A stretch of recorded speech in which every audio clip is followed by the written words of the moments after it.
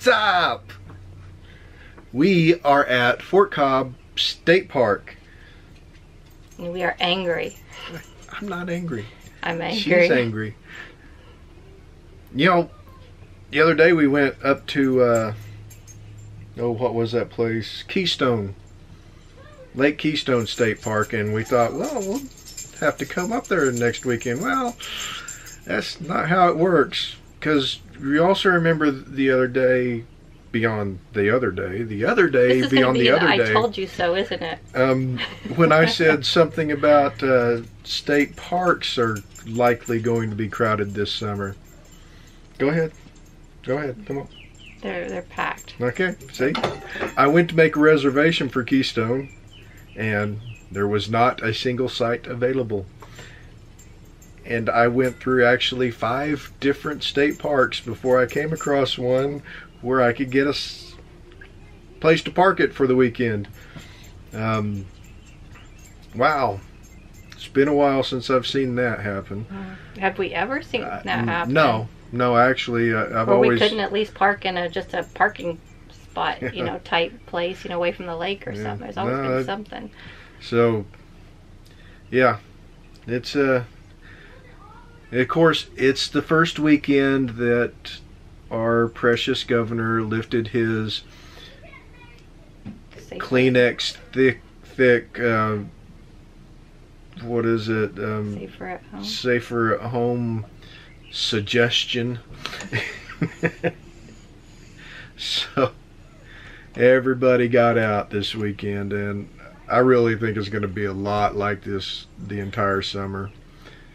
But the good thing is we got to come to Fort Cobb and this campground. Yeah, this is actually state park number 7 for this year. And you can't pick your neighbors, by the way. Yeah. That's why I'm angry. Wow. So I won't go into details about the state park because that's going to be in the weekend video. Our wonderful neighbors. I mean, you got your typical state park type atmosphere where, you know, the music is loud and the people are rambunctious late into the night, which is just people having a good time at the lake. I don't have a problem with it, especially now that I'm not in a tent or a pop-up. You know, I do still feel sorry for the tenters and pop-uppers when it's midnight and they're partying. But I mean, there is a level of not giving a darn about your neighbor when it comes to that. My window keeps opening because... Okay, sorry. But every now and then you get that neighbor that takes in consideration, not giving a darn, selfishness. Now this is beyond that. They are throwing a frisbee towards our camper. That's beyond selfish. Not towards our camper. Not like they're aiming at the camper. Right. They've got a little frisbee game set up right here, right beside the camper.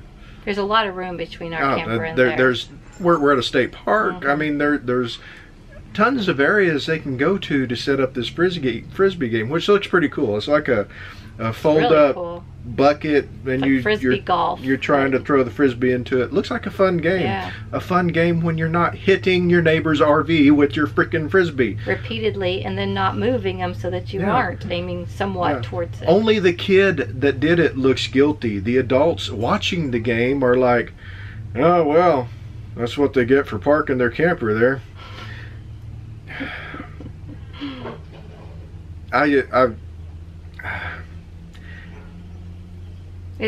What we're saying is we don't usually get frustrated with the neighbors, but sometimes, and you guys know this, your campers, sometimes they just go a little bit too far, and this is... Yeah, and you know, last night... And their dog was left outside and barked all day. Last night we were sitting in here watching a movie, and they were playing that frisbee game, whooping and hollering right below our open windows, and he kind of gave me a dirty look when I closed my window. It's like, dude, They seriously. were in our sight. They Yeah, were literally you're- in our campsite, underneath our window. If you lose your footing and reach out, you're going to touch my camper. That's how close you are to it. But yeah, the dogs. Oh wow, they've got 4 dogs.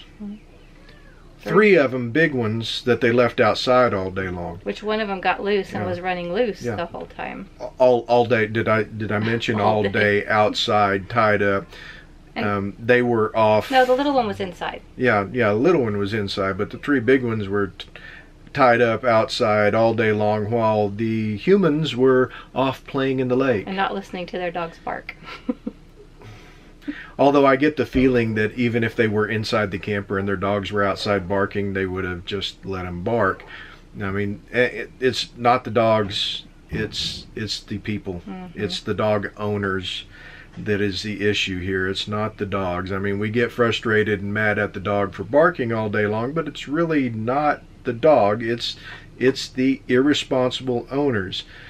And yeah, that dog, if it stopped barking, it was because it was getting a drink of water. Or breathing. And one of the dogs got loose of its leash. She's a pup. She stayed close by to the camper, didn't go scampering off, didn't even come over and bothering us. She was actually a polite little dog.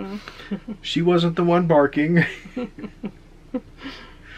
She just hung around their camper all day long, and I mean, there was 0 reaction out of our neighbors when they got home. It was like, oh hell, she must have got loose again. Well, Oh, and 2 of the dogs were tied. The one that got loose was one of them, but were tied where their leashes could go. They could step out into the road with cars going by. Yeah. So we're not lightly complaining. This No, isn't just we're not grumpy. It's but, it's interesting, like I said earlier, like we talked about, there's things you expect at a state park on the weekend. Right, it's not our state park. That's it's not, it doesn't belong to us. Yeah. Now, Fitz marks every tree, so they are ours after we've stayed here a while, but when we first come in here, it's not ours. But people act like that we're staying on their property, like our neighbors right now. We're guests on their property the way they act. It's like, this is our state park. We can do whatever we want to because we paid to be here. Well, so did I. But, just a little frustrating because we try to be considerate about others. And, I tell people all the time, when you expect out of others what you expect out of yourself, You can be disappointed. you're going to be He says that disappointed. all the time. Yeah, we have a camera in our camper actually to make sure our dogs aren't barking and causing problems. Plus, we don't tie them outside when we leave. One of these days we will do a video about responsible dog ownership at RV parks. Our opinion of responsible. Yeah, our opinion. That's just it. Yeah. We're on YouTube. That's the degree we have. I mean, we go for a walk and Fitz does mark the trees, and some people might think that's not responsible. So everybody's got another. Yeah, everybody has a different level of it. But yeah. But anyway, it was a good weekend, even with the the Clampetts next door. It was a good weekend. We enjoyed it. Look forward to the next time around. I don't know. Yeah, well, the way things are packed up, I don't know when that's going to be. We are talking about our summer vacation trip. National parks, at least some of them are talking about opening back up. So, I mean, I'm hoping by August. We've pretty much made the decision. We're going back to a place we've been to before, because we don't want our first experience at a new national park to be not a full experience. Yeah, not the full experience because of all the visitor centers closed or whatever, museums. So we'll be going back to a familiar haunt just because we enjoy it. So anyway, guys, And honestly, we enjoy going back to familiar. It's kind of hard for us to step out of our comfort come on, zone. if you've been hanging around here long enough, you know that we like our comfort zone. Yeah, we've been really working on stepping out. But 7 state parks this year. Yeah, 7 state parks good. in 2020. Hey. That means we can stop. We can go back to Murray now. Yeah. We'll catch y'all down the trail.